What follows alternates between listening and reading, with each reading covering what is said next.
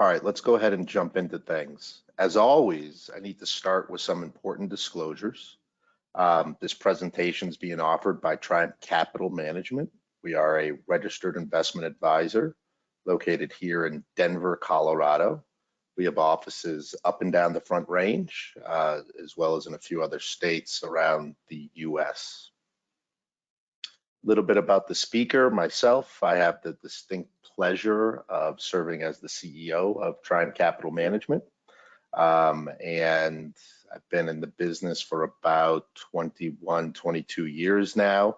And I am the one who's going to be bringing you through tonight's presentation on behalf of the firm. So let's jump into stuff here.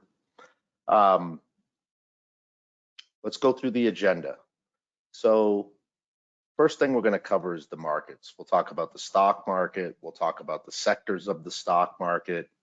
We'll cover a little bit of the international markets. We'll discuss the bond market. I'm going to offer you all some perspective. We'll also talk about recession. You know, what causes recessions and are we headed into one? We're going to cover a lot of the economic data, including the labor market, inflation, real estate, the Federal Reserve, where GDP is, consumer spending, corporate profits, and commodities. So let's kind of jump into it and unpack it. So let me ask you all a question. What is the stock market? When I ask people this question, I get a million different answers. And interestingly enough, when we were putting together this presentation, we Googled it. What is the stock market? And Investopedia defines the stock market as referring to several exchanges in which shares of publicly held companies are bought and sold. Such financial activities are conducted through formal exchanges via over-the-counter marketplaces that operate blah, blah, blah, blah, blah. We read this, we pulled up a lot of different sites and we were like, you know, what in the world, what is the stock market? So what the stock market really is. Let me explain what the stock market really is for a second, okay? What the stock market really is if you think about it, I really want to cover this because a lot of this is going to bleed into the presentation. Say, for instance, you have a business, you start a business up and you're selling some sort of a widget, okay? And you become very successful with selling that widget. And with that widget, you then, you know, open up another store and open up another store and you open up another store and it continues to just be very, very successful. Well, someday you might want to sell your company. And when you go to sell your company today, if you think about it, that's an exit. Maybe you're at retirement age or maybe, you know, fed up with working, so on and so forth. And so pretend this for a second. I like to explain this using the story of Chipotle. So, you know, Chipotle opened up a store and they opened that up, you know, here in Denver, Colorado, and it was near DU, Denver University. And they were very successful with selling burritos. And what they found was they said, wow, this is really working. Let's go ahead and open up another location. And they did. And they opened up a lot of different locations around the Colorado area, and they all became extremely successful. From there, what they said is they said, wow, this model really works. Let's move into Arizona. Let's move into California. And they did, and it continued to be successful. And if you think about it, if you own a company today and you go and sell it, what is somebody willing to pay for that company?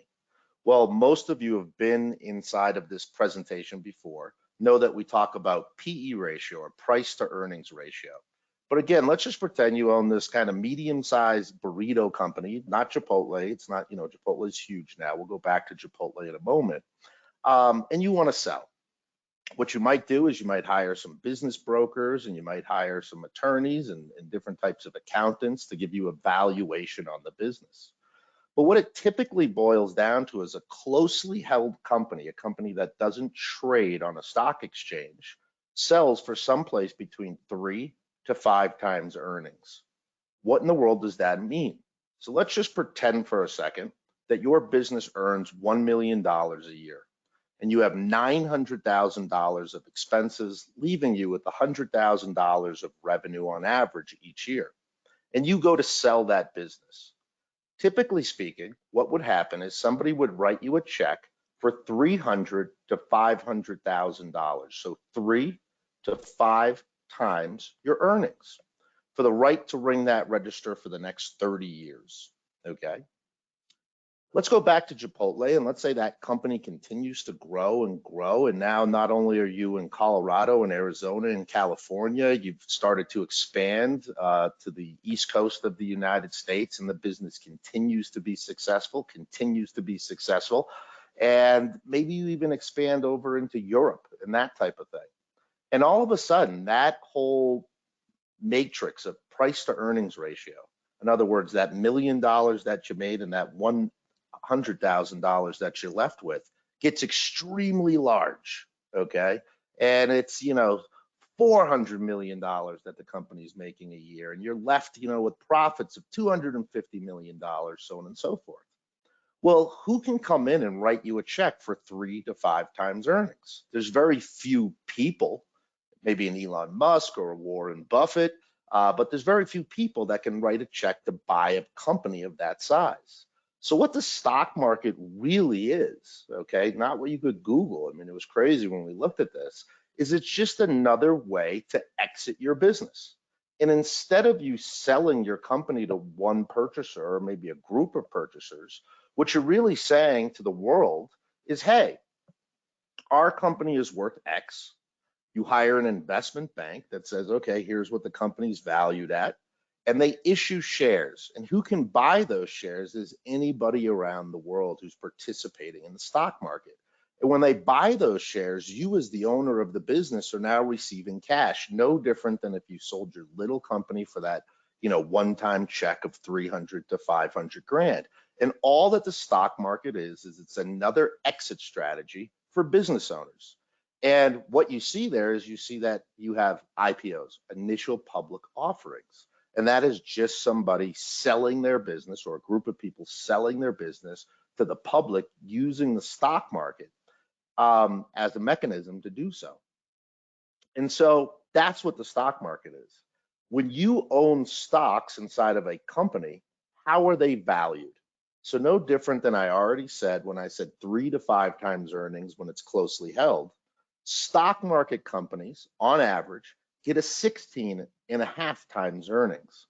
What does that mean? That means if we took that same little company that made $1 million and was left with $100,000 of revenue, if it was a publicly traded company, instead of it getting 300 to 500 grand in a valuation, it's now worth $1,650,000, 16.5 times earnings. Why?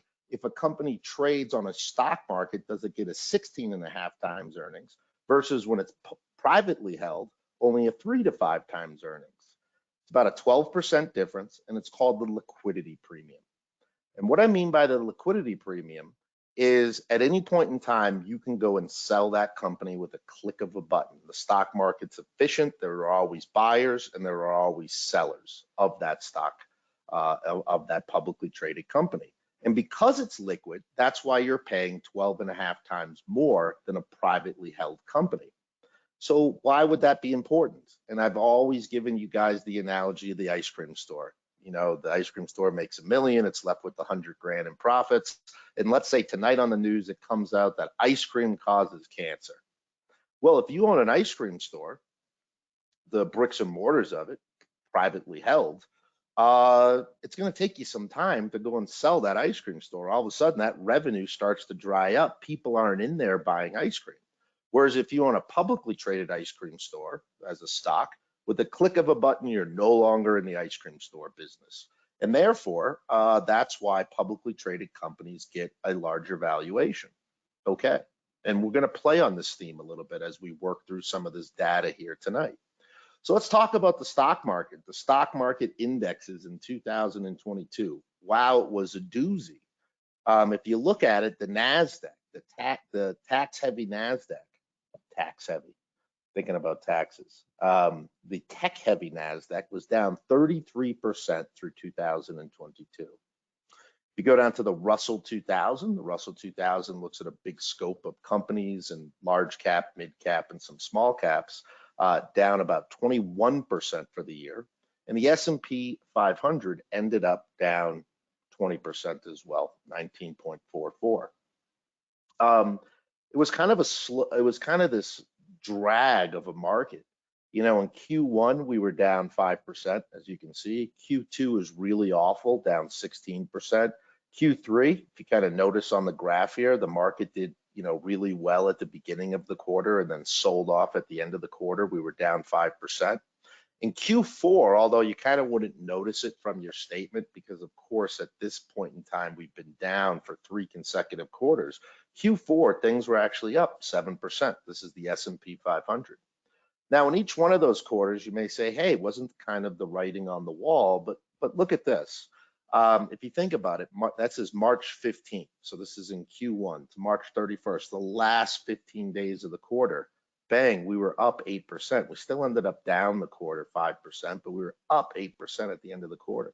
In Q2, even though I said it was really kind of awful, if you kind of go back and were to put some other arrows on this chart, that's from June 16th until August 16th. So for 2 long months, we were in a really nice bull market there. Of course, we hit a peak here. And, you know, in Q4, even though we were up 7%, kind of a reversal of what was happening in the other quarters, we were down 3% from November 30th through the end of the year. So December was kind of a ugly looking month, but that's kind of how the year shook out. If you look at it month over month, we started in January, market was down 5%, and you can kind of see where we flow from there. You can see towards the end of the year, those last 2 months, October, November of 2022, as I was showing you in the chart before, July, right? You know, we had that big, nice upcrease. But again, we ended up the year down 20% on the S&P 500.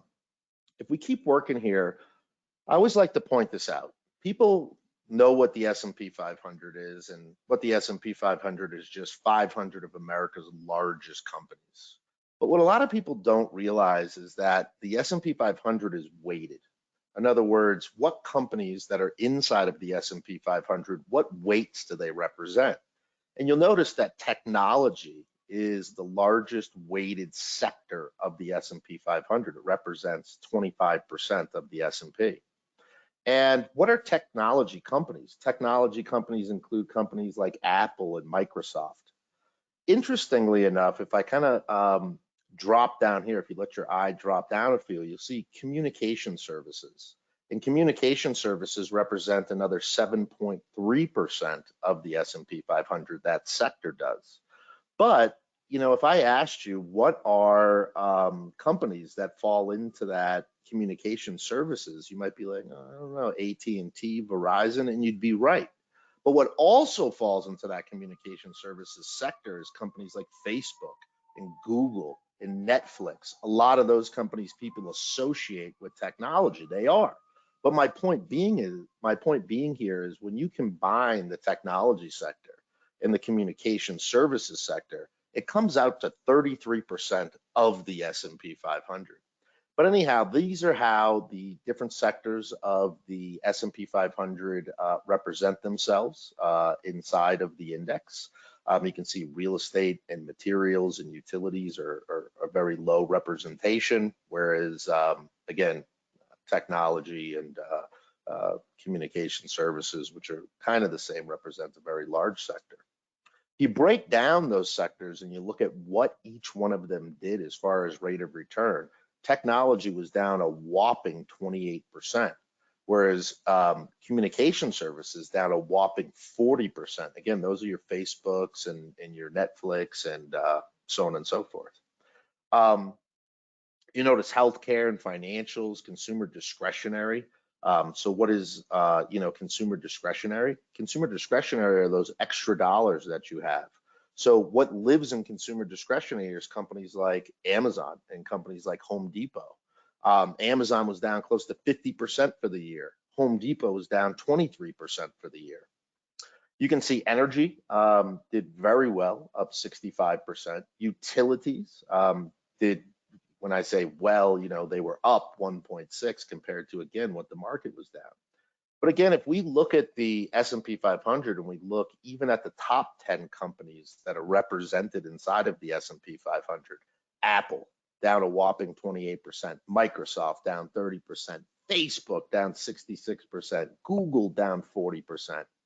In fact, if we look at the top 10 companies in the S&P 500, they represent close to 30% of all the weight.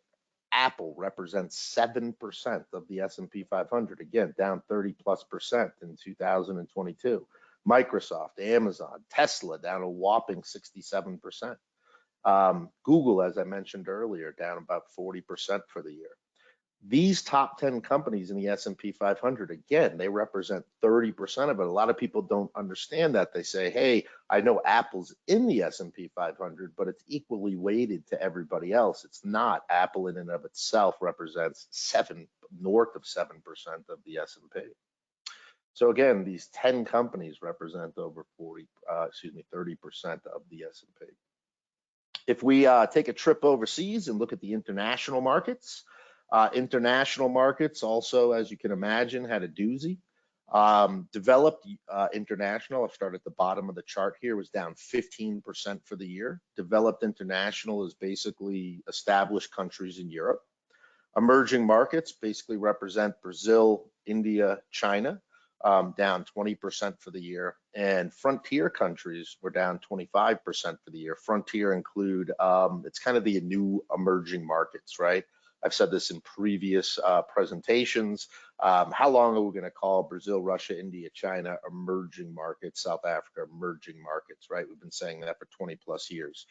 What frontier is countries such as Vietnam and Morocco and so on and so forth. So they're somewhat of the new emerging market countries, but again, all down for the year. What is the bond market? So very similar to the stock market. We Googled, we typed in, what is the bond market? And what we got back was a lot of stuff, but nothing really described it. In fact, Investopedia described it as the bond market, often called the debt market, fixed income market, or credit market, is the collective name given to securities of debts that's traded, blah, blah, blah, blah, blah. What is the bond market? What is the bond market really? Well, no different than when I described the stock market. When a company gets so big and they want to sell, they IPO. Big companies also want to borrow money. So when you and I want to borrow money, we typically walk into a bank and we say, hey, bank, I'd like to borrow money. And they say, okay. And they do a bunch of stuff to see if you qualify to borrow money. Well, typically banks can't lend. So all banks together, they know the other loans that you have out there. They can't lend more than about $250 million, okay? That's the biggest loan they can make. So when a big company wants to go and take a loan, where do they go? They don't go to a bank, they go to the world. And just like they sold you stock in an IPO, with a bond, they say, hey, we want to borrow money. We want to borrow $900 million. And they say to the entire world, loan us money, $1,000 at a time, and they give you a bond. And the bond says, hey, we're going to pay you interest on this bond, and on a date that's on the bond, say the date is June 15th, 2035, they're going to give you back your $1,000. So it's very easy what the bond market is, but that's all the bond market is. And typically speaking, you have somewhat of an inverse relationship between the bond market and the stock market. The stock market is deemed riskier, and the bond market is deemed less risky. And so when you have a stock market that's selling off, you tend to see a lot of dollars move into the bond market for an area of safety. Interestingly enough, through 2022, here's how the different segments of the bond market performed. Investment grade bonds. These are publicly traded companies or big companies with high ratings. So companies that are can very easily pay back their debt, down 18% in 2022. US Treasuries, that's the United States government. In other words, the government issued you a bond, okay? US Treasuries down 13.5%. Tips, what are tips? TIPS stand for Treasury Inflation Protected Security. TIPS were down, and again, those are issued, okay, by the Treasury, the United States government, down 12.26 for the year. High yield bonds, also known as junk bonds, also issued by corporations. But the reason why they're called high yield is they don't have as good as a credit score, if you will, or a rating. And because they don't have as good of a rating, they can't pay you back as easily, okay? But those were only down 11%. When I say only down 11%, quite interesting that investment grade was down 18, while high yield or junk bonds was down 11. There's a reason for that, which I'll come back to and I'll explain. And then municipal bonds. Municipal bonds are issued by state and local governments to fund things like building schools and what have you. And of course, government has the full faith and taxing power of the populace, and therefore they should be able to pay you back. But municipal bonds down, as you can see there, a little north of 7%. Okay, let's keep working here. All right. So let me give you all some market perspective. Of course, you've all seen this chart if you've been inside of these presentations before. But what this chart is this chart is the S&P 500 going back to 1980 until current date. What you notice on the chart here is you see gray bars to the upside, you see gray bars to the downside. The gray bars to the upside represent what the S&P 500 was up in any particular year, while the gray bars to the downside show you what the S&P 500 was down in any particular year. Next, you notice a whole bunch of red dots. What the red dots are is they're showing you at one point during the year what the S&P 500 was down. For instance, and to be easy on the eye, I'm going to use 1980, okay, just because it's our first, you know, when I say easy on the eye, instead you have to find 1998. The S&P 500, January 1st to December 31st, produced a 26% rate of return. So if you invested 100 grand on January 1st, 1980, and you woke up December 31st of 1980, your $100,000, you know, in a vacuum, is now worth $126,000.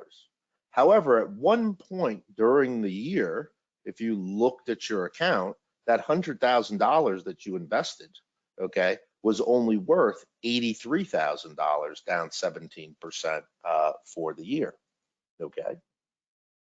And so what I want to say is I want to say something about the red dots. You'll notice that these red dots are not the exception, they are the rule. In other words, for every single year, there is a red dot. And of course, at one point this year, 2022, the market was down 25%. As you all know, and because I've already shared with you, for the year, the market ended up down, 19 and change. The next thing that I want to say as far as perspective is when we have down markets, markets don't stay down for long. In other words, this was 2008, the global financial crisis. At one point in time, the S&P 500 was down 50%. Yes, we ended up the year down 38. But if you notice here, it's just 1 year that we were down. You know, that was the global financial crisis. We'll unpack that a little bit. You probably say right off the bat, well, Derek, staring at me right in the middle of the chart, I see 3 consecutive years of the market being down. Yes, this was the dot-com bubble burst. And so this was 1999, 2000, 2001, kind of moving into 2002. And the interesting thing is you've all heard me say in the past, everything reverts to a mean. If you pull a rubber band, it reverts to the mean. I said to you at the beginning of this presentation, and I explained how publicly traded companies and privately held companies get a valuation. So I said publicly traded companies on average have a valuation of 16.5 times, and while privately held companies 3 to 5 times. Well, believe it or not, as we got into the late 90s, the NASDAQ had a PE ratio on it of 200, okay? 200 times earnings. And it took us 3 years to finally revert back to that mean. Why? Why did the NASDAQ have a PE ratio of 200? Well, it goes back to how companies are valued, okay? And this is going to play into why markets were down in 2022. We'll talk about where we see markets going here in a moment.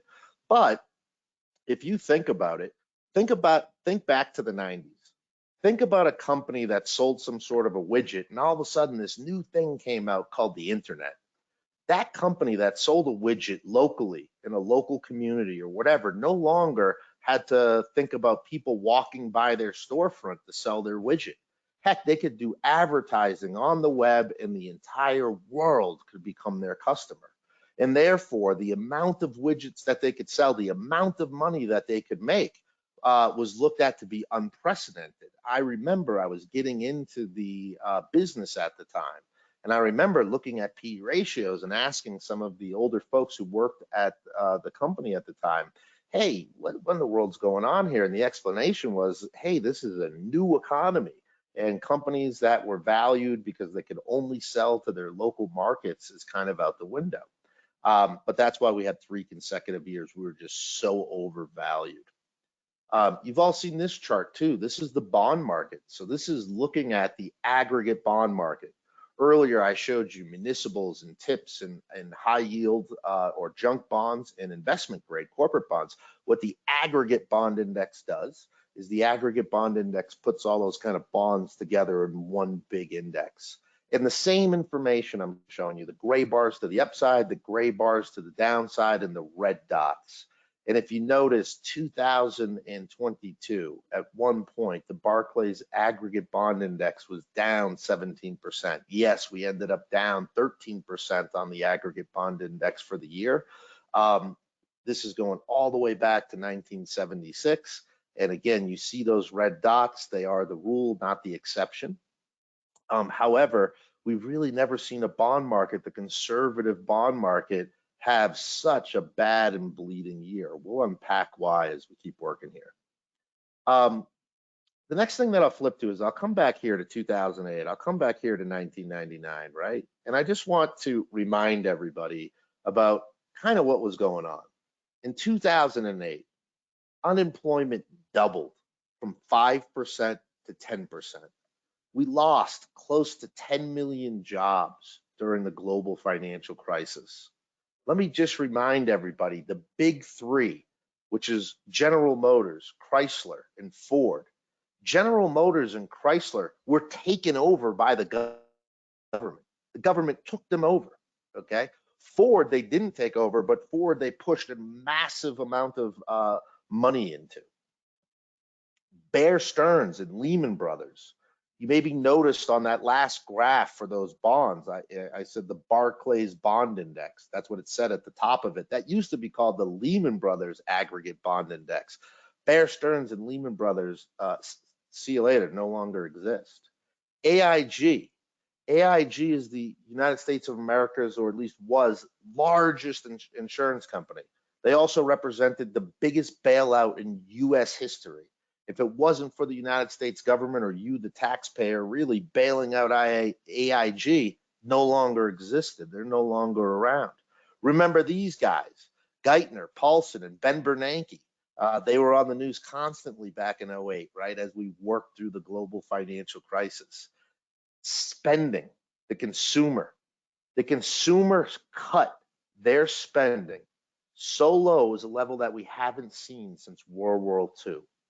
We'll talk a little bit more about consumer spending in here in a moment. And then Morgan Stanley, Goldman Sachs, Bank of America. Everyone remember Countrywide and Merrill Lynch? Literally all out of business. Now, when I say all out of business, you say, no, Derek, Morgan Stanley, Goldman Sachs, Bank of America, Merrill Lynch, they're still around.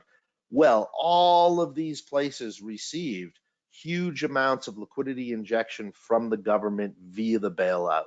In fact, when I say out of business, they didn't go out of business because of that, but 1.8 million businesses did through 2008. That's how bad things were in 08.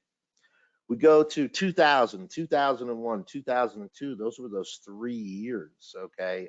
The dot-com bubble burst. Those 3 years that we had down.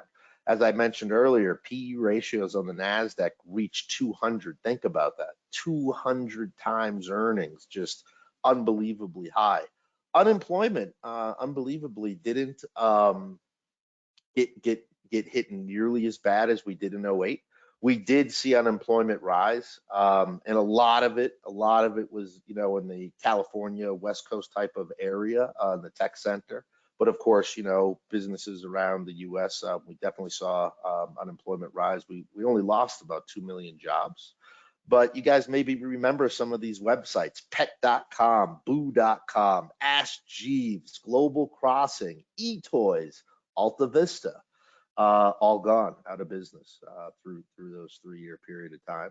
And the folks running the helm at the time was president, Alan Greenspan, and Paul O'Neill. A lot of people, when I even show Paul O'Neill, they're like, who? Well, Paul O'Neill was the Treasury Secretary. Hank Paulson is the gentleman who I showed in the earlier slide. I do want to show you this, consumer confidence. Some of you have seen this graph before, but consumer confidence is held by the University of Michigan.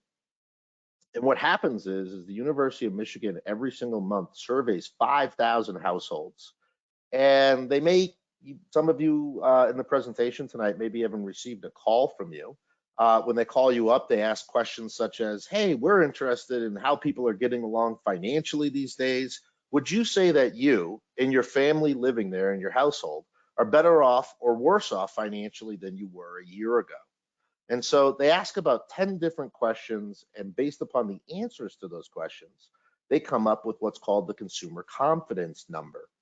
The average consumer confidence number since 1970 has been 85.6, okay, 85.6. The gray line that you see in the background here is the S&P 500. And the blue dots are showing very high consumer confidence readings or very low consumer confidence readings. And the number that's next to it, where it says, positive 13.5 or positive 22, is what the S&P 500 did in rate of return 12 months after that consumer confidence reading. Let me point out something here. Let's go back to August of 1972.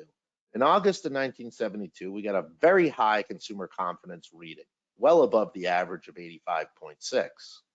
What did the S&P 500 do from August of 1972 to August of 1973? It did a negative 6.2%. Let's kind of fast forward here and look at February of 1975. We had a very low consumer confidence reading that came in at about 55, okay?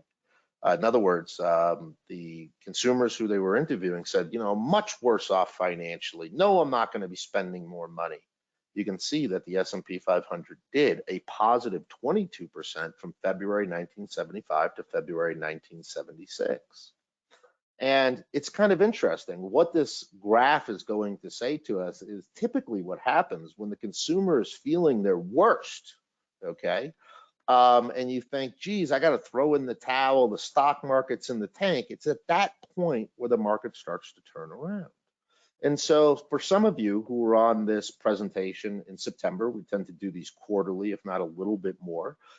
We had our lowest consumer confidence reading in the history of the consumer confidence number. It came in at 49 and change, 49 and change. That's where we were in September. Our last reading on consumer confidence was, as you can see here in December, 59.7, still extremely low. You notice underneath here, you do not see a number, because obviously we don't know what the S&P is going to do between now and the end of 2023. We will make some projections. By the way, before I go on with those projections, I should say, and I should have said at the beginning of the presentation, we will make some forward-looking projections. These forward-looking projections that we'll make are all based upon the data available to us today in the way that we've interpreted that data. This data can change very quickly, and therefore the forecast that I will make tonight in tonight's presentation are also subject to change. And I will also say that they are nothing more than forecasts. Okay, obviously nobody can predict the future. Let's keep working here and let's unpack some more stuff. So a deep global recession.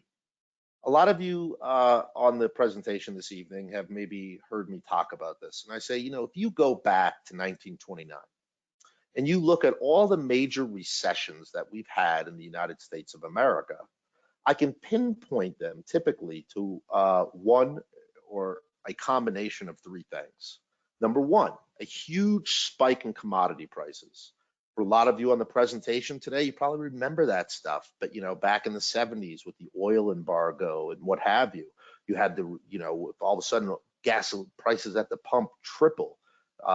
People don't have more money in their pocket to go spend on stuff. And of course, what's every company doing that's trading on a stock market? They're selling a widget of some sort or another. And if you got to pay triple at the pump because there was a big spike in commodity prices, those companies aren't going to sell as much widgets, and it can cause, you know, they causes layoffs. They need to lay people off and that type of thing. So spikes in commodities. A Fed that's very aggressive. Some of you on the presentation tonight can remember back in the 80s where we had inflation and you had Paul Volcker in there and surprise interest rate hikes by the Federal Reserve trying to drive down inflation. And then, of course, extreme valuations. We already talked about that, right? 1999, dot-com bubble burst. What is meant by extreme valuations is PE ratios, right? The price to earnings and ratios. And we had that happen before, you know, when all the soldiers were coming back, you know, 1946, 1947, and they were flush with cash from being in the war, and they demanded, you know, all this new stuff, right? Prices of stocks or companies went way up, prices of real estate went way up, extreme valuations. We saw that happen again, you know, at the end of the 90s. But you can pinpoint it to one of these three things. And so let's talk about the economic numbers, and we'll come back to recession as we go through what the economic numbers look like. And this is going to kind of drive some of you nuts. The first thing is the labor market. So the first thing is when I say the labor market, you may refer to it as the unemployment rate. So the Federal Reserve says that a healthy unemployment rate in the United States of America is 4%. Now, when I first say that to you, you might say 4%. Why not 0%? Why can't everybody be at work? Well, if you have 0% unemployment, okay, or very low unemployment, what happens is this: pretend you own a business and you need to hire a new tech person. And so you put an ad out there for $60,000 a year, and nobody responds to your ad, your job posting. So you say, okay, I'm going to have to put it out there for 80,000, and maybe you get a few resumes at 80,000, but you only get a few. And so you up it to 100,000, 120,000, 140,000. Of course, as you up that salary, you get more resumes. But when you have unemployment that's below 4%, what happens is you, as the business owner, needs to pay more of a wage to attract the worker. So they find that a healthy unemployment rate is at 4%. Today, the labor market is hugely strong. Our unemployment rate is 3.5%. That was our December reading. The month, you know, you can see right here, right? This is the last quarter of the year. You see unemployment going down. You would think, hey, that's great. If somebody's employed, they're out there spending more money, and therefore those companies that sell on a stock exchange or privately held, doesn't matter, they're going to sell more widgets, therefore they have more profitability. Therefore, if you have more profitability, your share price should go up. And that's true, except for the fact that it's a double-edged sword, right? When you have an unemployment rate that's below 4%, it's inflationary, as I just described. But with that said, we have an extremely strong labor market today. This isn't like 2008. This isn't like, you know, after the dot-com bubble burst. In fact, if you notice, we've had unemployment numbers coming down. Isn't that bizarre with the stock market, the NASDAQ down 30 some odd percent, okay? Wage growth. So wage growth is important. In other words, wage growth is saying to us, what did your average worker receive in an increase in pay? And yes, you see wage growth going down, but wage growth year over year, so January 2021 to January of 2022, your average worker got an increase in their wages of 10%. November, okay, so that's our last reading. November, 6.2%. What does that mean? That means that, from November of 2021 till November of 2022, your average worker got a 6.2% increase in wage, okay? By the way, we'll have December's reading. December's reading doesn't come out until February 3rd, 2023. And it's expected to see that wage growth number comes in at 3.6%. Now, when I say that to you, is that bad or is that good? We'll come back to why this may be bad or good in a moment. Before we come back to that, let me unpack the labor market as a whole. So the first thing is right now, if you look at job openings to unemployed people, again, we're in a tremendously strong job market, but there used to be at the peak right up here, 2 job openings for every unemployed person. 2 job openings for every unemployed person. Today, that number has come down to 1.72. That was our October-November reading, meaning that there's 1.72 job openings for every unemployed person. That's very good. In other words, if somebody's unemployed and they want a job, there's 1.72 jobs open for them, okay? Interestingly enough, if we come over here and we look at the amount of people that are quitting their jobs today, okay? We hit a peak about this summer, okay? Here's where we are today. But you notice this is going back to the year 2000. We are tremendously high in the amount of people quitting their jobs. And you would probably think to yourself, Derek, what do you mean people are quitting their jobs? Well, when I say quits, this doesn't mean that they quit and say, hey, I'm not going to work anymore. They might be moving as an engineer at Exxon, getting paid $100,000 a year, to go work at Chevron. And Chevron says to them, hey, we're going to pay you $130,000 a year. And all you have to do is move your desk 5 miles down the road. And that's one of the reasons why you just saw that tremendous amount of wage growth, okay? Because you do have that, and that's also why you have these people quitting. They're moving to higher paying jobs. And when you look at companies laying people off, look at layoffs, the lowest it's been in 23 years. Companies are, like I said, companies are looking to hire people today. So layoffs are extremely low. So think about this for a minute. I just painted a picture of a tremendously strong labor market. Everybody's working. And for those who aren't working, if they want a job, there's 1.72 jobs open for them. If everybody's working, they got more money in their pocket. They should be out there buying widgets like crazy, right? And therefore, stocks, companies, their stock value should be going up. But of course, they're not. I'll answer why. But a weird bag of information there. Inflation. As you all know, we had a lot of inflation. And as I did these presentations throughout the year of 2022, I kind of said, hey, listen, we're seeing inflation. Inflation's being caused by the strong labor market, the supply chain, right? China's shut down. As we got to the middle of the year and we hit inflation at 9.1, I went back and I watched the presentation from the middle of the summer and I said, listen, we expect to see inflation come down. And on your news headlines, on your newspaper, so on and so forth, you are seeing inflation come down. We've seen inflation come down. We got our last reading of 7.1. By the way, one of the reasons why October and November were really great months inside of the stock market was because this inflation number was expected to come in at 7.3. That November inflation number was expected to come in at 7.3. Inflation was lower than what the consensus was. It came in at 7.1, as you can see on the chart here, okay? By the way, big day this Thursday. So this Thursday, January 12th, we get the new inflation number. The consensus is that inflation comes in at 6.5%, 6.5%. If That inflation number comes in anything below 6.5%, you're going to see this market as it's been doing. So the market right now believes that that inflation number on Thursday is going to be lower than 6.5, and that's why you've had, the past few days, the past 2 weeks, the opening portion of the year of the stock market do extremely well. Of course, nobody knows. I, for one, believe that we may come in, below 6.5, and I'll explain why as we work through this. Okay. This is headline inflation. Headline inflation includes food and energy. Food and energy, but food and energy can be volatile, right? We saw that with the war between Russia and Ukraine. We saw food prices really go high. We saw gasoline prices really go high.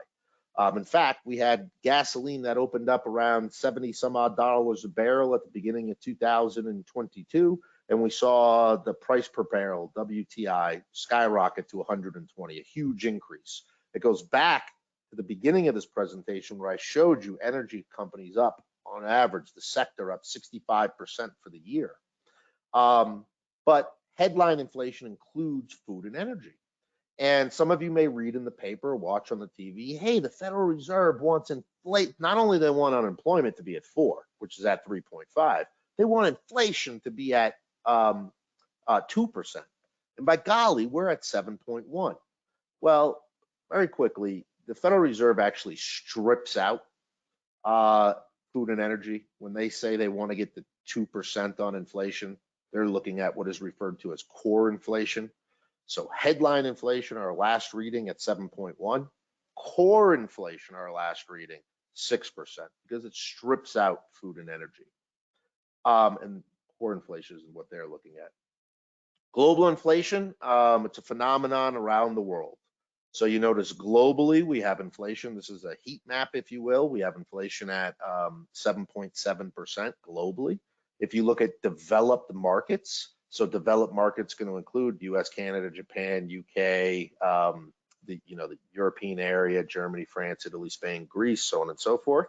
You can see what the inflation rate is in those countries. If you then look at those developed countries, look at their impact of their GDP globally and average it all out, we have about 8.4% in developed markets. If we go and look at the emerging markets, so the emerging markets, as I mentioned earlier, Brazil, Russia, India, China, we don't list Russia anymore. Their stock market's been closed since March, but I say Russia only because I've been saying it for so long, but China, Indonesia, Korea, Taiwan, India, Brazil, Mexico, so on and so forth. Inflation, as you can see here, in China, no inflation. Okay, when I say no inflation, 2.1 inflation, right? When I show you India and Brazil, Brazil was one of the first countries to start raising interest rates to cool that inflation. Yes, 6.5, 6.8 is high inflation for sure, but historically for Brazil and India, so on and so forth, this type of 6% inflation is considered cool, right? So sometimes they have inflation in the 30s. Interestingly, when I say to you China, we're going to talk about China a little bit. You see China's inflation very low, but there's a reason for it. We keep what's called a heat map inside of the office that shows us inflation, and we look at the headline and core. That's what you're looking at here each month. Green is obviously good because it's low, and red is obviously not good because it's hot. You can see there as I circle with the pointer, in June we hit that 9% number on that headline inflation. And you can see that kind of cooling off. But when you look at inflation, it's made up of a number of different things. That headline inflation number: energy, food, core goods such as used cars, vehicles, clothing, so on and so forth, and core services such as shelter. Shelter is housing, and also rentals. We'll unpack that a little bit. Okay, so I keep saying we'll come back to something, and now we're going to start coming back to a few things. So headline inflation, our last reading was at 7.1. You all remember this chart coming down from our June high of 9.1. And I said we need to look at wage growth.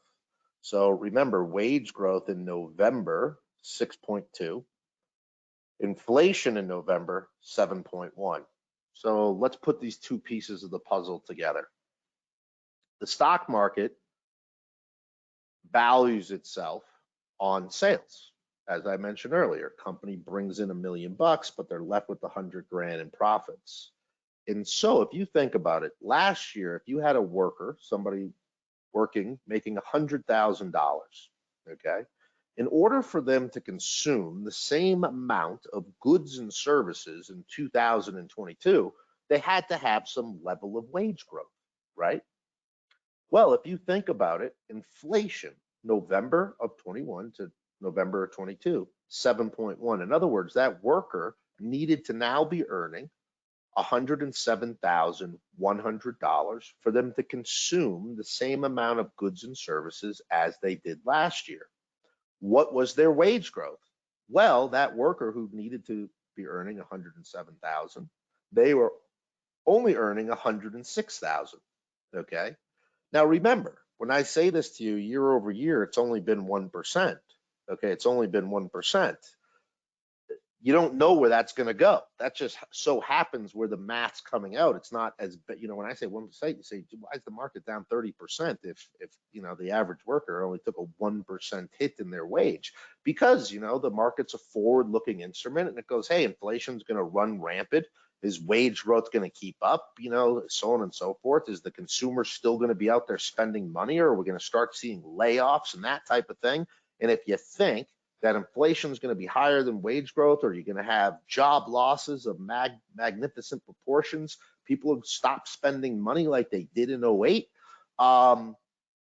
you would, stocks wouldn't sell as many widgets, companies wouldn't sell as many widgets, and therefore the stock price would go down. By the way, the forecast, so here we are, January of 2022. So I said forecast, okay? You can see that we see kind of inflation heading downward and getting to that 2% mark, okay, as we enter into the middle of 2023. Derek, that's baloney. That's not going to happen. Okay, let's keep working. Let's keep looking at the economic numbers. The Federal Reserve, just Chairman Powell, okay? Chairman Powell is the head of the New York Federal Reserve and therefore is the head of the Fed. I guess they kind of modeled that after the mafia, you know what I mean? Like if you're head of the New York family, because there's these other heads of Federal Reserves in Atlanta and St. Louis and so on and so forth, but whoever's head of the Federal Reserve Bank in New York is the head of the Fed, and that's Jerome Powell, and he's giving a speech and he's talking about inflation. This is really kind of crazy. This is unprecedented, okay? We started the year 2020 with a federal funds rate of 0.25. What in the world is the federal funds rate? Let me just unpack that for a second first. The Federal Reserve is the central bank. And so what the Federal Reserve does is it makes loans to member banks. What is a member bank? Member banks like Wells Fargo. So Wells Fargo goes to the Federal Reserve and says, hey, we want to borrow money. I guess they don't really go to the Federal Reserve and say, hey, we want to borrow money. They just automatically borrow money.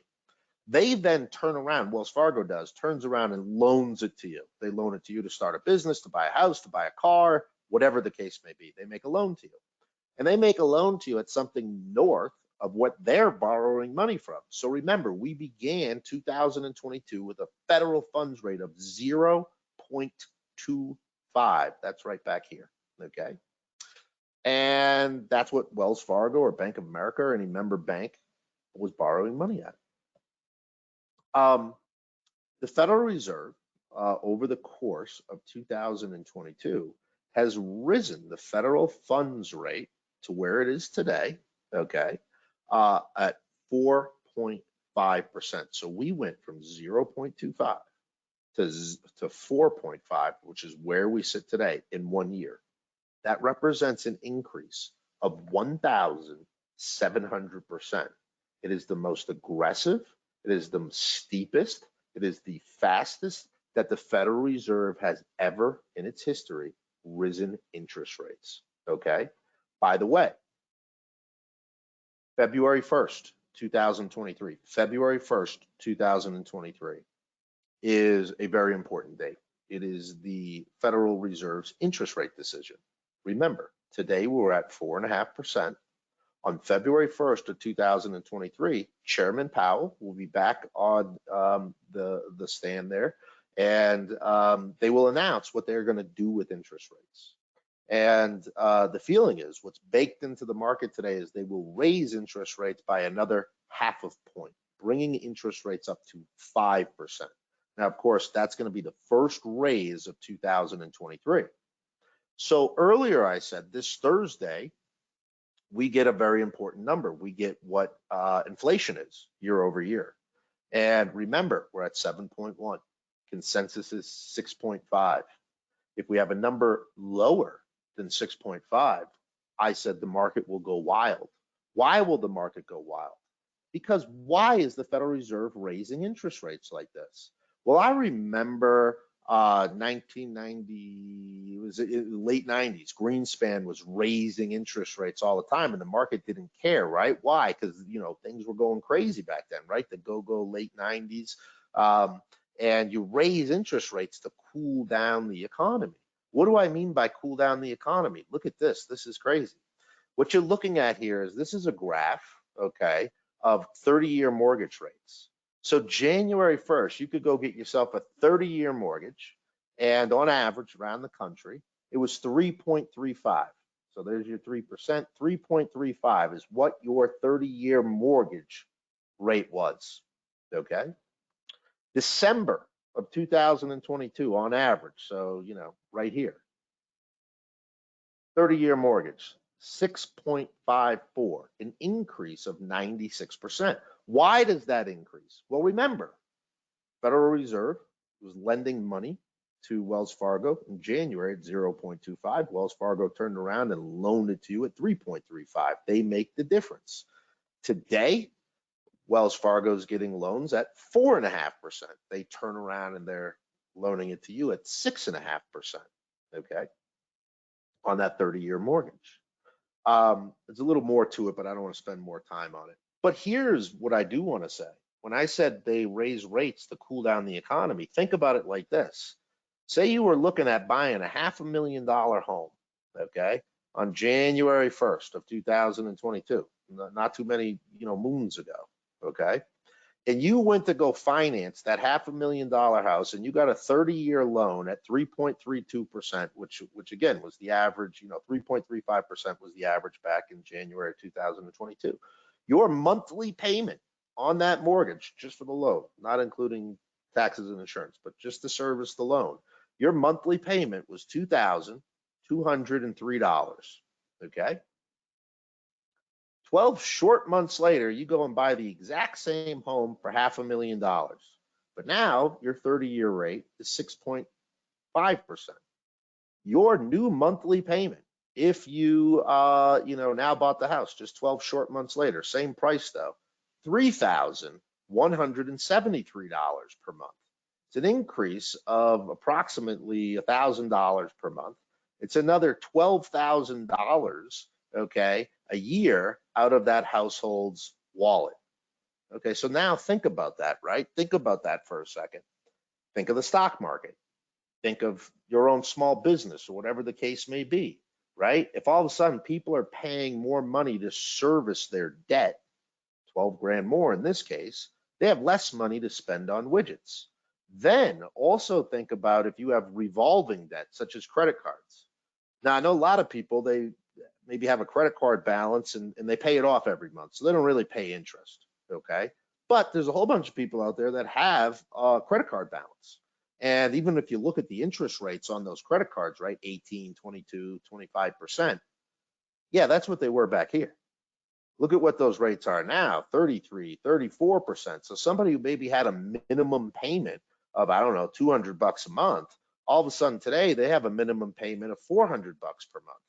I was talking to a client of mine who has a HELOC, and their minimum payment, like, you know, at the beginning of the year was $200, and now it's like $700, right? So this person has more money leaving their wallet to service debt. By the way, get rid of that. Mortgage rates have been coming down. So we hit a high back here before, the fourth quarter. So at the end of the third quarter of about 7.3. Again, today, or at least at the end of 2022, we're back down to around 6.54. And you'll see that maybe has a reason as to why the market, right? Why the market did very well, in October and November. And you see them peaking back up here in December, right? A lot of these pieces of the puzzle go together. Let's keep working here. It is of no coincidence that you saw real estate, although real estate in the S&P only represents approximately 3% in a weight, but publicly traded real estate down 26% through 2022. Publicly traded real estate. Look at this. These are new home sales. So if you look at really the first quarter of 2022, look at those new home sales. We then started to see interest rates go up, and look at new home sales fell and fell. Look at that. That's a 50% drop in new home sales. You then actually started to see it percolating back up as we got into the end of the year. Why? Well, some of this was a shock. In other words, oh my goodness, when we first started looking at houses, a 30-year rate was only, 3.5%. Now all of a sudden it's, 5.5%. Hey, we're just going to rent for another 12 months. We don't know what the heck's going on. We didn't prepare for this, or heck, we got to go back to square one and look at smaller houses. This is a real shock. Remember, 1,700%. Federal funds, right, increase over the course of a year. That reality started to set in. That was what brought home sales up a little bit. I think that was one piece of it. You know what? Hey, we figured it out. We can afford the $3,000 versus the $2,000. All right, we're going to get back into the market and go find a house. And at the same time, there was this whole discussion of, hey, where are home prices going to go? Right, as this kind of started to happen and rates went up, people said, hey, I'm not going to move, because right now I got a 30-year mortgage at 3. I'm not going to move to a new house and go get a thing at 7, or 6.5 or something like that. We're going to look a little bit more at that in a moment. New home forecast, by the way, if you notice here, this was January of 2022. We showed this to you back then. And it's kind of interesting. We said we forecasted saying, hey, listen, we expect new home sales to kind of slow and then kind of pick back up and kind of even out as we go through 2022 and as we get back into 2024. So we don't expect to see a big shock anymore. And there's a whole reason for this, and you'll find out why in a moment. Average home prices. So look at this. Home prices were going up, and away. This is where interest rates were still fairly low. You then got that interest rate, the Fed started hiking, at the kind of, first, second quarter, 2022. And you saw home prices fall. I'm not going to cover what this is, but you've seen stabilization of home prices. So for the last 2 months, you've seen stabilization of home prices. And if you overlay these two charts, exactly what I was just explaining a second ago, you kind of see unwind there. Now, I brought up saying to people in meetings and on the phone and so on and so forth, hey, when the Fed cuts rates, and people interrupt me and say, Derek, what do you mean when the Fed cuts rates? The Fed's not going to cut rates. The Fed's raising interest rates again, February 1st, 2023, from 4.5% to 5%. Well, on the Federal Reserve's own website, okay, the Federal Reserve actually, if you notice here, this is the FOMC, that's the Federal Reserve. They show themselves peaking out around 5.10. What does that mean? Well, if they raise 50 basis points in February, what this is referred to as the effective rate, I won't go into it too much. If you'd like me to unpack it for you later. So right here where you see 4.38, and I keep saying to you that it's 4.5, what we're looking at here is what's called the effective rate. Why is it effective rate? Remember I said Wells Fargo is borrowing money at 0.25 and now borrows money at 4.5. That's all true, but remember, because they're borrowing money in tranches, right? They borrowed some at 0.25, some at 2.25, so on and so forth. This is the federal funds effective rate. It's a little bit lower than that 4.5, but the Federal Reserve shows their effective rate going up to about 5.10. This is right from their website. What does that mean, 5.10? That means that the Fed maybe raises up to 5.5% or 5.25%. That's what gets you to 5.5. But then look, the Federal Reserve also shows themselves cutting rates as we get into later 2023, 2024, and so on. Why? Why does the Fed show themselves cutting rates? We'll get into that in a moment, okay? Let's keep working here. GDP. So what in the world is GDP? If you look at GDP, here, what you have here is our GDP numbers. The United States of America, listen, back in the 70s and the 80s, used to grow at a GDP of close to 4%. As economies get bigger, just like a ship, you can turn a speedboat much quicker than you can the Titanic. You notice GDP numbers that start to slow down. By the way, our economy is still twice the size of China's, still twice the size of China. So when you see, hey, the Chinese economy grew at 6%, we only grew at 3%, it's still the same, right? Because we're basically right at double the size of the Chinese economy. Obviously, COVID, we had negative GDP. And then, as we got into 2021, we had, I know you can't probably see that, but we had a 5.9% GDP number, 2021. And so what is GDP? GDP is just the growth of the overall economy, the gross domestic product. Are we growing as a nation? Think about it like this. You sit down and look at your own finances on January 1st, and you say, here's what I have in assets, and here's what I have in liabilities. And then on December 31st, you look at it and you say, here's what I have in assets, this is what they're valued, and here's what I have in liabilities. And did your balance sheet improve? And if it improved, that's what GDP is, gross domestic product. If we look at 2022, this is how GDP shook out. Q1, we had a negative 1.6, Q2, a negative 6.0, Q3, a nice 3.20, and it's estimated we won't have Q4's GDP number until we won't have the final number until middle of February, but estimated to be at 3.8. You average all these numbers out, it comes out that we expect to see GDP at a positive 1.2% for 2022.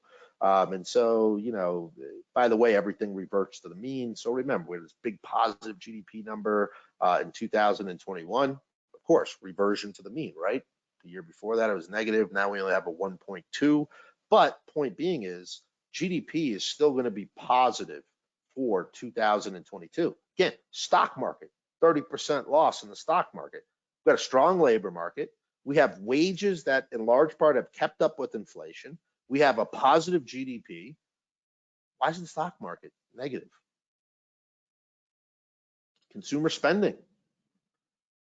The consumer has been so resilient. This consumer doesn't stop spending. What you're looking at here is this is COVID, okay? Look at consumer spending. The consumer continues to spend and continues to spend. That's good. That's a good thing for companies. If you're a company and you sell a widget, you want the consumer out there spending, right? You don't want to have what happened back here during COVID where you're not selling widgets. And guess what? The consumer continues to spend. Now, remember, when you have high inflation, as I mentioned earlier, the fear is the consumer is going to stop spending, or you're going to start to see unemployment pickups. Therefore, the consumer is going to stop spending. It's amazing that we continue to see the consumer in the face of inflation, continue to spend. And it goes back to how strong that labor market is. This is very positive. Why is the stock market down? Corporate profits. So in other words, think about corporations. Corporations have a lot going for them. These are corporate profits. There was COVID. Corporate profits, right? The consumers out there spending, corporate profits are up. Corporations just in Q3 of 2022 earned $3 trillion.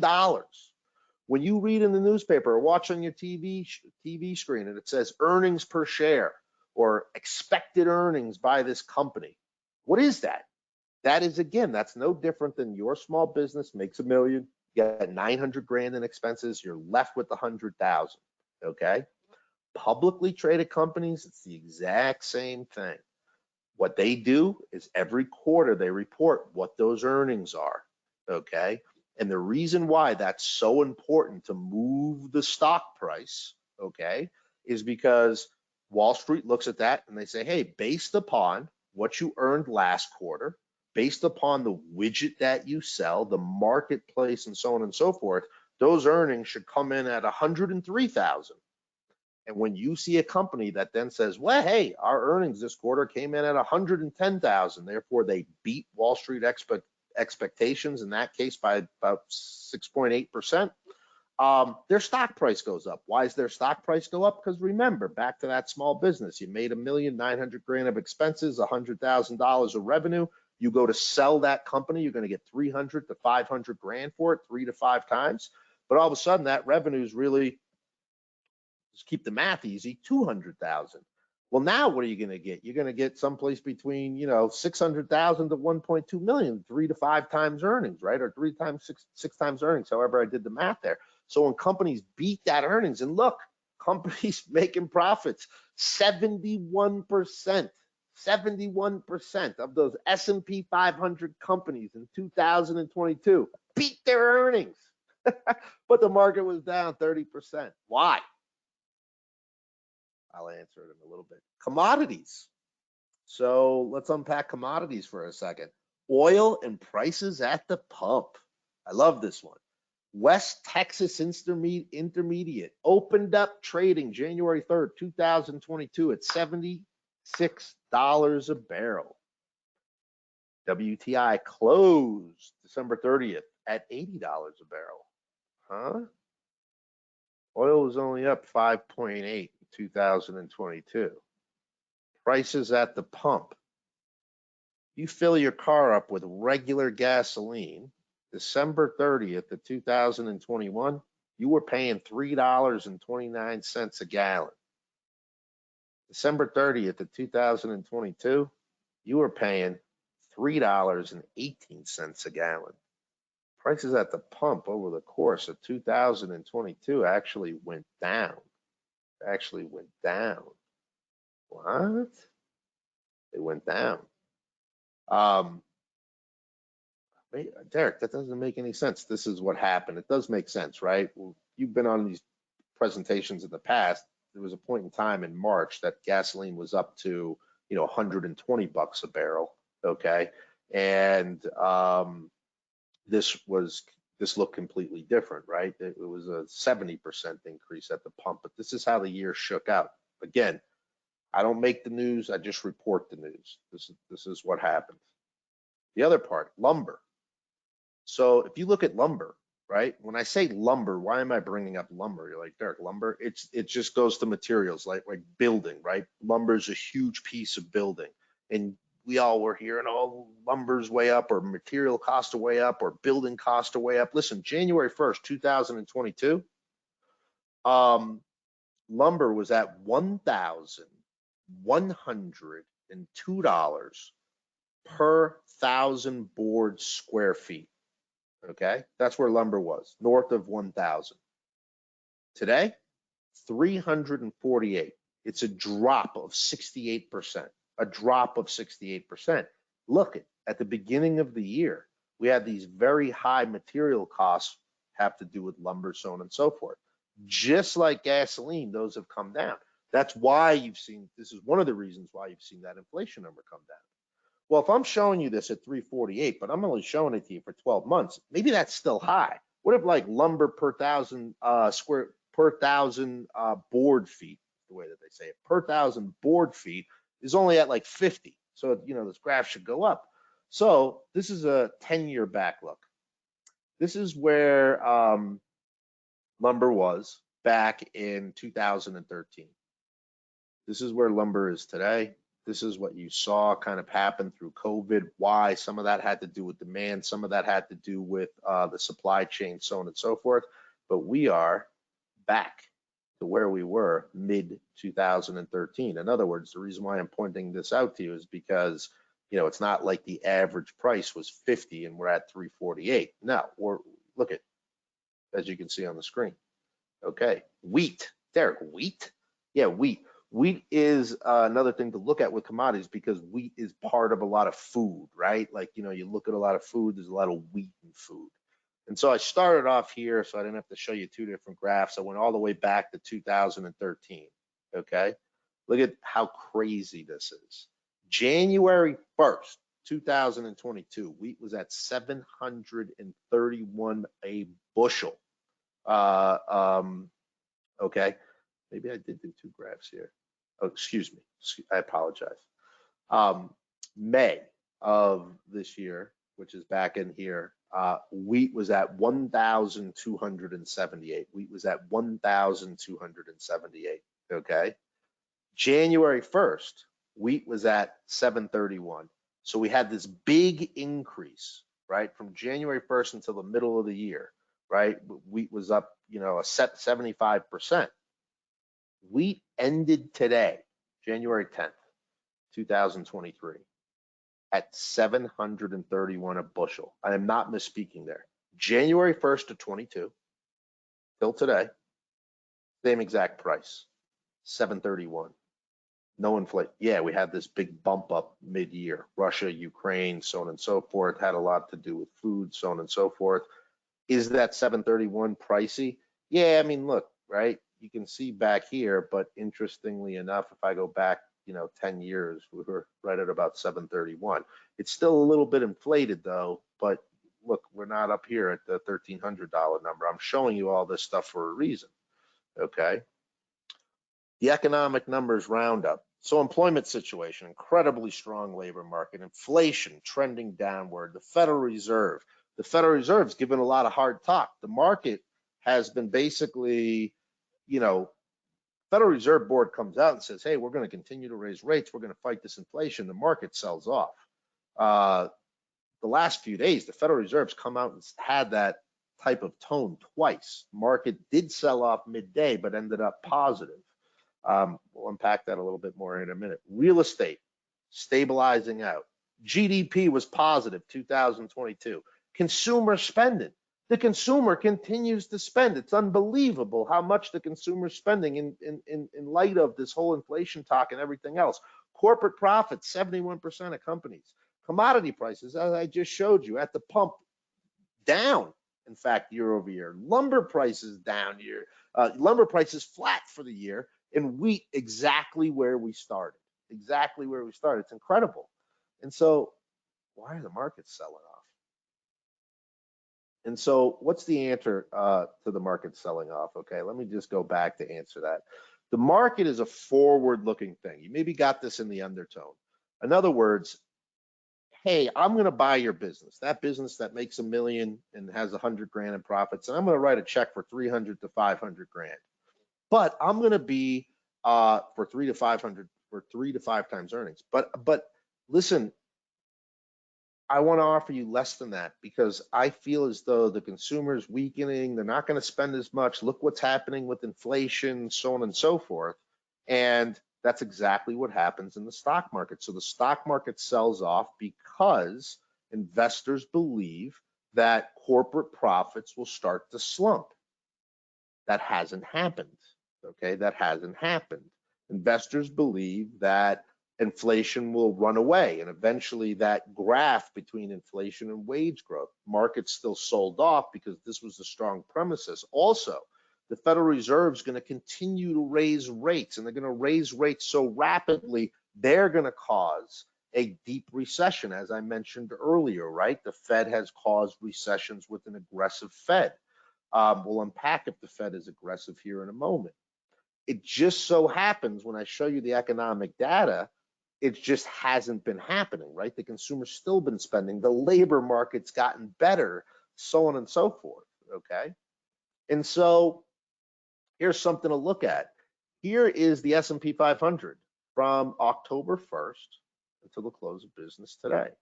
From October 1st until the close of business today, the S&P 500 has earned 9.31%. Okay, 9.31%. Why, Derek? I didn't notice that. Remember, you kind of don't notice that because you're looking at a January 1st number to 12/31 number, but this is what's happened October, November, and even though December was a down month, right? And that's why I'm bringing kind of January, into the mix here. 9.31% on the S&P. So the first thing is the market over the last few months is in an upward trend. Why is that? It looks as though inflation is becoming under control. It looks as though the Federal Reserve, as inflation becomes under control, even though we still think they're going to raise, okay, in February, okay, it looks as though these things are, inflation's coming down. The Fed's also been able to raise rates without causing that recession, therefore that soft landing.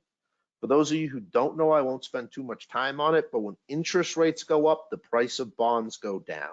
When interest rates go down, the price of bonds go up. They have an inverse relationship. I could do a whole presentation on bonds. For those of you who know me, you know that I love bonds. Let's keep working here. A recession. Remember earlier I said spiking commodities, an aggressive Fed, extreme valuations. Let's dig into these very quickly. So the first thing, extreme valuations.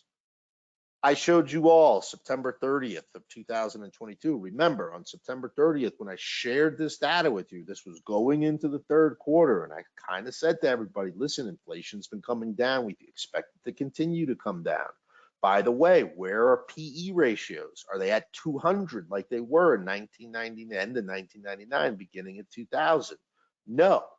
PE ratios on September 30th were at 15.15. That is cheaper than their average of 16.8. This is why you see this graph here. Red is saying, hey, things are overvalued.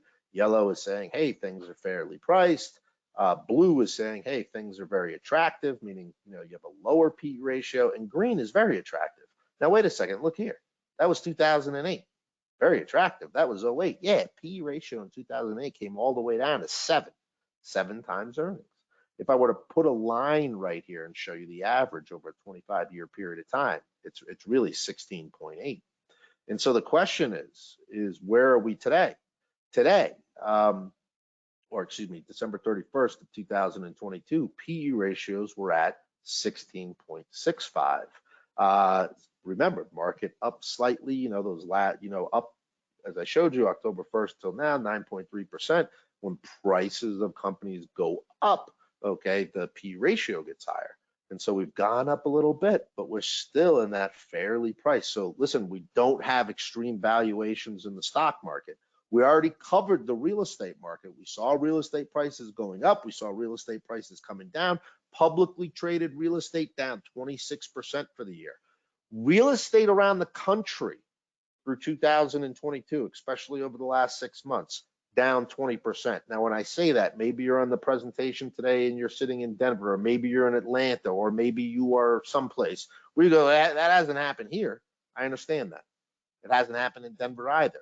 However, nationally, price of real estate down 20%. Not extreme valuations. We don't see extreme valuations today. Commodity prices, we just went through it. I'm not going to go through it again, but listen, gasoline prices at the pump today, regular gas, 3.18 national average, reported by AAA. Okay, a year ago, 3.29. Commodity price, that gas is down. Lumber, as I just explained, from its high down almost 70%. We're back to per 1,000 board square feet of that 348, which is kind of like the average price over 10 years. In wheat, which can go into food, okay, flat for the year. So you can see why the last 2 months, the last quarter of the year, October 1st until now, up 9-point-something%. Why? Because these things, they don't happen overnight. These things happen slowly. Not to mention, what the Federal Reserve's been doing. And so, listen, Derek, one of the 3 reasons is an aggressive Fed. You mean to tell me the Fed raising 1,700%, going from a federal funds rate of 0.25 all the way up to 4.5? Is that an aggressive Fed or not? And I say, well, yeah, listen, 1,700%, that's a pretty darn aggressive Fed. There you go. There's your 0.25. There's your 4.5. And in 2 weeks, we're probably going to get another another half a point interest rate hike, bringing us up to 5%. However, let me put this into perspective real quick. This is going back to 1999, okay?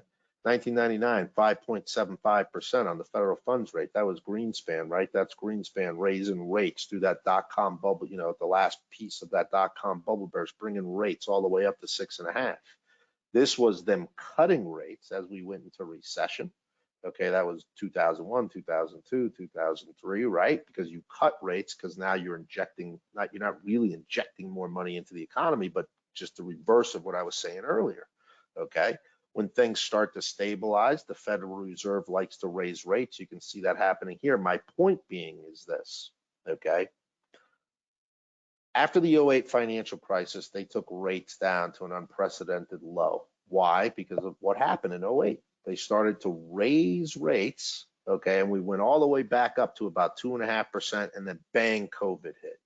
And as you know, when COVID hit to stimulate the economy, the Fed made an emergency interest rate cut in March and then cut again in April. That was all of 2000, brought us down to that 0.2. And why is the Fed raising rates today? The Fed's raising rates today because the economy's so stinking strong. 3.5% unemployment rate. The consumer continues to spend. The Fed's also raising rates to fight inflation. But if I put this into perspective over the last 20 years, where we are today at 4.5% and where we're probably going to 5, it's not like we're at 25. It's not like we're at 15. It's not like we're at some huge number that we weren't at, 15 years ago, and by the way, was kind of the norm. Okay. The other part about it is listen, with the Fed raising rates as aggressively as they have, do you remember earlier how I said to you I was going to explain 2 more things, and those 2 more things were this. The first thing on that was the inflation rate. And I said, listen, consensus says that on this Thursday, we get an inflation rate of 6.5. If we're below 6.5, we'll see this market shoot up. 2 things I want to say on that. Number 1, when the Federal Reserve goes to raise rates, look how steep this is, right? This was their last interest rate. You can see the little steps. It wasn't steep. This is steep. Think of it like making a soup. You're making a soup and you're putting salt into the soup. Takes a little bit to stir that salt into this big stew that you're making, this big soup that you're making. When you have interest rate hikes this quickly, this steeply, you're not stirring in the salt, right? So is that a bad thing? No, what I mean is that's why I think that the consensus is at 6.5, just like last time the consensus was 7.3 and it came in at 7.1. And this time the consensus is 6.5 and it maybe comes in at 6.3 because you've stirred so much salt into the soup. The effect of that salt interest rate hike is to cool inflation. And so I think we're going to start to get some good numbers out of that because they have risen so aggressively. They have risen so steeply. Okay, that was 1. Number 2, earlier I showed you investment grade bonds, negative 18% for the year. Junk bonds, negative 11 for the year. Both not good, but shouldn't junk bonds perform worse than investment grade bonds? Yeah, they're riskier. They should perform worse. Why did that happen then? Why was investment grade down 18? Well, junk bonds were down 11. Well, think about it like this. You walk into a bank, you go to get a loan. They want your credit score. You got a credit score of 500, junk bond, or you got a credit score of 850, investment grade bond. The person that has a credit score of 500, they got to pay an interest rate of 10, 11%. The person that's got a credit score of 850, good credit score, they're going to pay an interest rate, right? I'm just saying from the bank, whatever, they're going to pay an interest rate of 5%, right? Just saying, right? Everybody knows that. Well, remember, you had inflation at 9.1. If you went and bought an investment grade bond that paid you 5% or 6%, you were really just saying, hey, if inflation is going to stick at 9 and I got a bond paying me 6, I'm willing to lose 3. By the way, if you're sitting in cash and you earn nothing, let's just say you earn nothing sitting in cash, you get cash in piggy bank and it earns nothing, you're really losing 9 if inflation's at 9.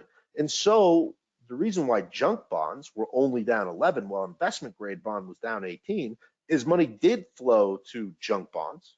Why? Because of their attractive yield, okay? And why weren't they completely clobbered like investment grade? 1, they were paying a yield, and 2, companies that were borrowing that money, right, lent out that money every quarter. They were going, hey, believe it or not, I know everything looks spooky out there, but we made more money. Consumer spending you saw was up. Consumer spending you saw was up. Okay, so is the Fed really being that aggressive? Listen, the Fed came out today. The Fed came out this week and gave this beginning. Fed came out yesterday, and I think it was Wednesday or Thursday of last week, and gave some aggressive tone, and the market kind of looked at it and shook it off. Why? Because the market is a forward-looking instrument. The market, looking back in history, everybody says, hey, the market is, the all-telling hand, right? It brings in all economic data, and it moves in the right direction. My point in saying this all to you is that, and there's one other thing, and I added this right before the presentation started. So I said to you, we talked about, and I'll go back to what I was saying in a second, but we talked about the supply chain. And, over the last three market updates that we've had, I've been talking about China, and I've said, listen, China's a big producer, and listen, China's got the zero COVID policy, and yeah, there is some production moving out of China, maybe into Vietnam, and that's why, those frontier markets didn't do as bad, so on and so forth. And I said to you, meeting after meeting, quarter after quarter, hey, China's got the zero COVID policy. Can you believe that? It's even tough to imagine if you were still locked in your house like you were, for a couple of months, or, whatever the case may be. But I also said, hey, China's weird. China could just switch on a dime and go, hey, we no longer have a zero COVID policy, right? And by the way, guess what? Last week, that's what China did. China said, hey, no longer do we have a zero COVID policy. We have 100% COVID policy. The entire economy's open. This also goes back when I showed you that inflation rate of China of 2.1. Why was inflation in China only 2.1? Because the whole country's been locked down for almost 2.5 years. Last week, the entire country opened up. The country of China said, hey, we don't believe in COVID anymore, essentially, okay? It's also one of the reasons why you've seen this stock market do very well the first part of January, okay?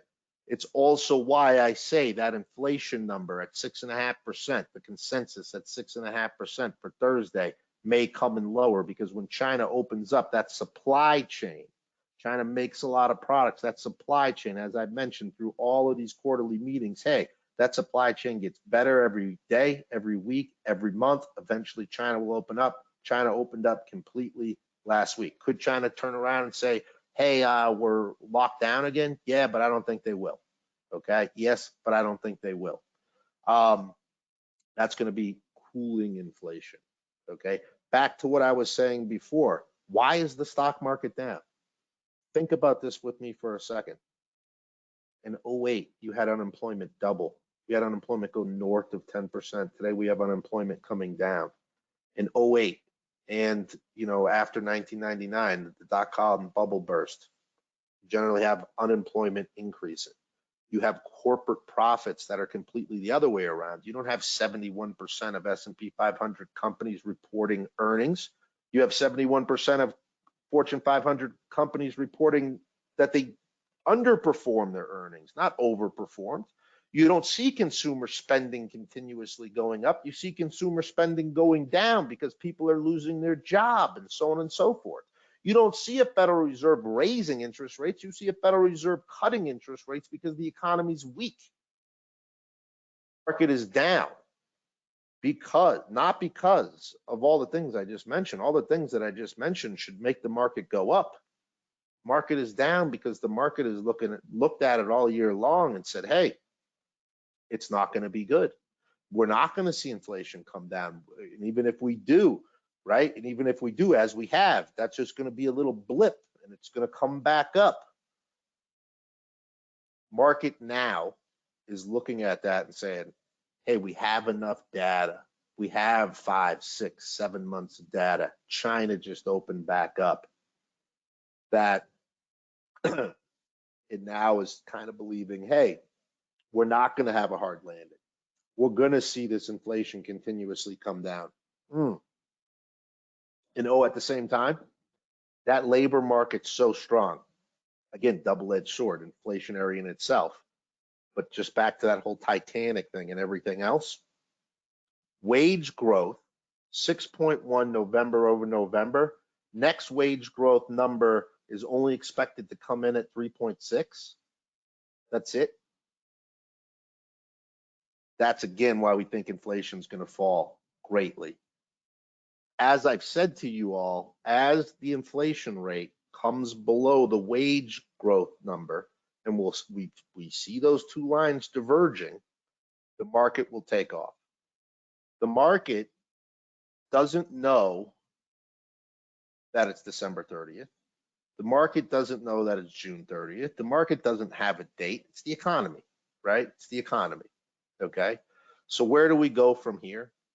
You've all seen this chart before, and obviously we're coming to an end. When the market's going up, everybody's, excited, making money, so on and so forth. And it's funny, my phone rings. People say, hey, Derek, I found an extra 100 grand laying in my sock drawer. I want to invest it. It's not earning anything. The market's way up. When the market goes down, my phone rings. Oh, Derek, geez, I don't want to invest any more money. Stop, taking the $1,000 out of my bank account every month to invest it. But look at what the chart says here, right? When markets are down, it's the best time to be investing money. Markets don't stay down for long. I know 2022 has been this long, hard market. It's been hard for us because in 08, the writing was on the wall. The Dow fell from 14,000 down to 7,000. We started to get very cash heavy around Dow 11,000. Why? Because when unemployment's going up and corporate profits are going down, it makes sense to sell. This 2022 has just been a hard year because all the economic data, as I'm showing you, again, I don't make the news, I just reported, is been great looking.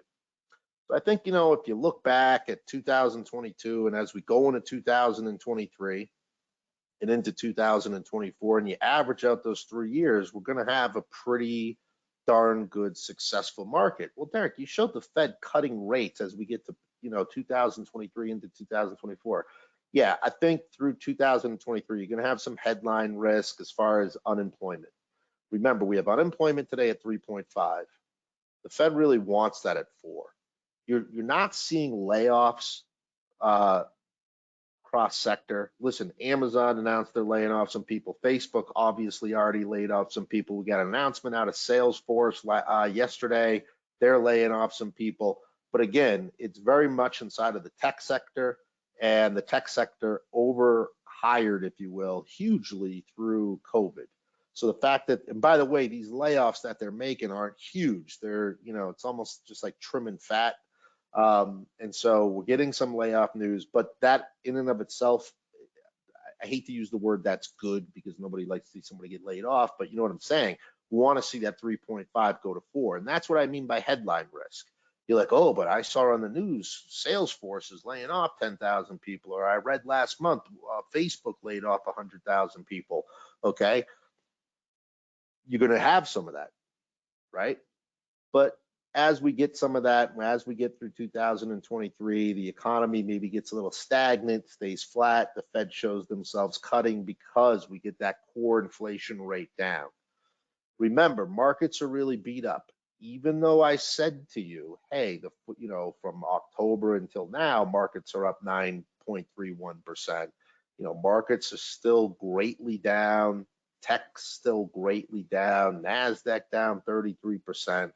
Remember, time is on your side. I threw this slide in at the end, but these are just downloads from the S&P 500's website, and it just says, hey, look, if you invested 100 grand September 1st, 2012, and you opened up your statement September 30th of 2022, so 10 years later, it was worth 307, right? Now look at that, that is not a love story because at the beginning of 2022, it was worth close to 400, and of course, from September until the end of the year, and this is just saying, what if it was 20 years, right? You see the same type of thing, but 100 grand, September 30th, 622 annualized return. So time is on your side. We're at the end here, folks, but as you guys know, just to kind of wrap this up, what we do as a company, and so obviously this is educational in nature. We talk about the markets and we want to educate you all and we want to talk to you about this stuff.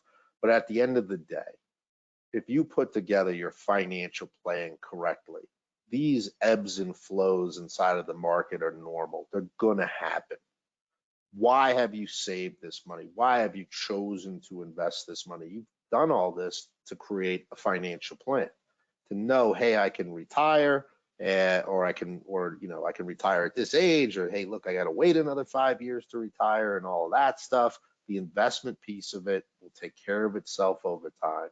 So when somebody's working with us, we spend a lot of time analyzing their situation. We help, obviously, in the investments. We try to take as little risk as humanly possible to achieve all those goals. So we help, in setting those goals. Hey, can your stuff even do this? Obviously, we monitor the portfolio. We recommend changes over time. We have very detailed software that does this all for you, and it shows you, regardless if the market's down 20 or 30%, shows you with a little speedometer, hey, here's your chances of success. Monte Carlo tests that stuff. It's very good software. And so listen, I thank you all for spending the last hour. It's probably been 2 hours. I could go on for another 2 hours with me. You will all get a recording of this video. The recording should be in your inbox 48 hours from now. If you'd like to reach us, all the contact information is on the screen. Most of you know how to reach us, but just so I say it out loud, website, www.triumphcapitalmanagement, right there in the upper left-hand side of your screen.com. Again, my name is Derek Eichenwald, and again, I thank you all for joining us tonight. Thank you so much, and have a wonderful rest of your evening.